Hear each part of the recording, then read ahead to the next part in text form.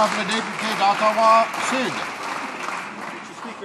Monsieur le Président, nous avons déjà établi à quoi pourrait servir 100 millions de dollars quand on ne s'en sert pas pour financer des publicités partisanes. Les Canadiens sont outrés, à juste titre, face à ce gaspillage flagrant de la part des conservateurs. Je voudrais rappeler au Premier ministre que cet argent ne lui appartient pas. J'ai une idée à lui proposer. Pourquoi ne pas demander au directeur parlementaire du budget ou à la vérificatrice générale de faire une vérification comptable de ces dépenses de publicité? Après quoi, les Canadiens pourront décider si cette campagne publicitaire est dans l'intérêt des Canadiens. Qu'a-t-il caché? Le ministre des Transports, à l'ordre. Monsieur le Président, nous accueillons favorablement toute mesure de reddition de comptes aux Canadiens. Nous aurons l'occasion à un moment donné de dire aux Canadiens de demander aux Canadiens ce qu'ils pensent de notre bilan. Nous sommes préoccupés par la création d'emplois, par la création de possibilités de déboucher partout au pays. C'est à cela que sert notre plan d'action économique. La Chambre des communes a donné une responsabilité importante aux Canadiens, rendre des comptes aux Canadiens, leur dire ce que nous faisons face à la récession la pire de l'histoire de notre pays. Nous acceptons cette responsabilité et nous continuerons de faire du suivi pour donner des rapports aux Canadiens.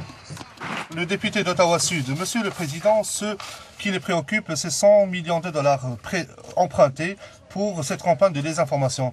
Voici ce que disent les éditoriaux du pays. Le gouvernement fédéral prêche la reddition de comptes, mais il est très sélectif quand il s'agit de ses activités de dépenses.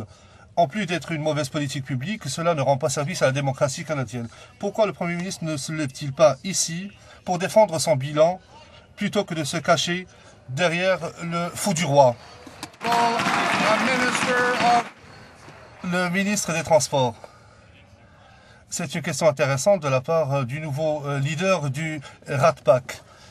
Monsieur le Président, dans notre plan d'action économique, nous avons réduit le fardeau fiscal des Canadiens pour leur permettre de garder leur argent durement gagné. Nous avons investi massivement dans l'infrastructure de tout le pays pour créer des emplois. Il s'agit de prendre des initiatives comme celle de la ministre des Ressources humaines pour que les Canadiens puissent compter sur le revenu de retraite, pour que les Canadiens puissent compter sur les prestations d'assurance-emploi. Le Parti libéral, quant à lui, a abandonné toute occasion de présenter des solutions de rechange en cette enceinte et tout ce qu'il peut faire, c'est une campagne de salissage et c'est vraiment regrettable.